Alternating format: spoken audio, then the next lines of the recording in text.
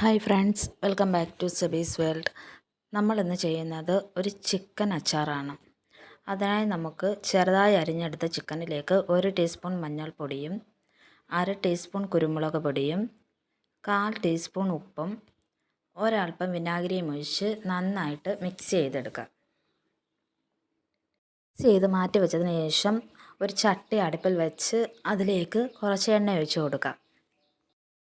തിളച്ച് വരുമ്പോൾ അതിലേക്ക് നമുക്ക് എടുത്ത് വെച്ചിരിക്കുന്ന ചിക്കൻ കുറേശ്ശെയായിട്ടിട്ട് വറുത്ത് കോരിയെടുക്കണം. ഒരു മീഡിയം ഫ്ലെയിമിലിട്ടാണ് ഞാൻ ഈ ചിക്കൻ വറുത്ത് കോരി എടുത്തിരിക്കുന്നത്. കുറേശ്ശെയായിട്ട് ഇട്ട് കൊടുത്ത് നമുക്കിത് വറുത്ത് കോരിയെടുക്കാം. അത് കരിഞ്ഞു പോകാതെ ശ്രദ്ധിച്ച് വറുത്ത് കോരിയെടുക്കണം. അതിനുശേഷം ഇതേ എണ്ണയിലേക്ക് ഞാൻ ഒരു പിടി കറിവേപ്പില കൂടി ഇട്ട് വറുത്ത് കോരിയെടുക്കുന്നുണ്ട്.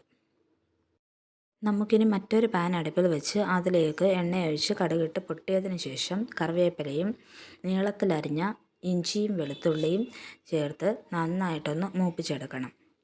ഇത് നന്നായിട്ടൊന്ന് മൂത്ത് വരുന്നത് വരെ നമുക്കിതൊന്ന് ഇളക്കി കൊടുക്കാം. ഇത് നന്നായിട്ടൊന്ന് മൂത്ത് വന്നതിന് ശേഷം നമുക്കിതിലേക്ക് ഒരു 3 ടേബിൾ സ്പൂൺ മുളക് പൊടിയും, ഇത് കാശ്മീരി ചില്ലിയാണ്, അതുകൊണ്ടാണ് 3 ടീസ്പൂൺ എടുത്തത്, 1/4 ടീസ്പൂൺ മഞ്ഞൾപ്പൊടിയും 1/2 ടീസ്പൂൺ മല്ലിപ്പൊടിയും 1/4 ടീസ്പൂൺ ഉലുവാപ്പൊടിയും 1/2 ടീസ്പൂണോളം കായപ്പൊടിയും ചേർത്ത് നന്നായിട്ട് ഇളക്കി കൊടുക്കാം.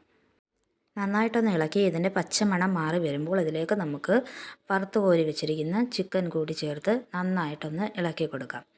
അതിനുശേഷം നമുക്ക് ഇതിലേക്ക് ആവശ്യത്തിന് ഉപ്പ് ചേർത്ത് കൊടുക്കാം.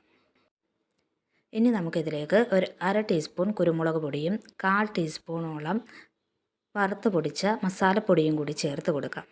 എന്നിട്ട് നന്നായിട്ട് ഇളക്കിയതിന് ശേഷം നമുക്കിതിലേക്ക് ഒരു 1/2 ടീസ്പൂൺ വിനാഗിരിയും കൂടെ ചേർത്ത് കൊടുത്താൽ നമ്മുടെ ചിക്കൻ അച്ചാർ റെഡി.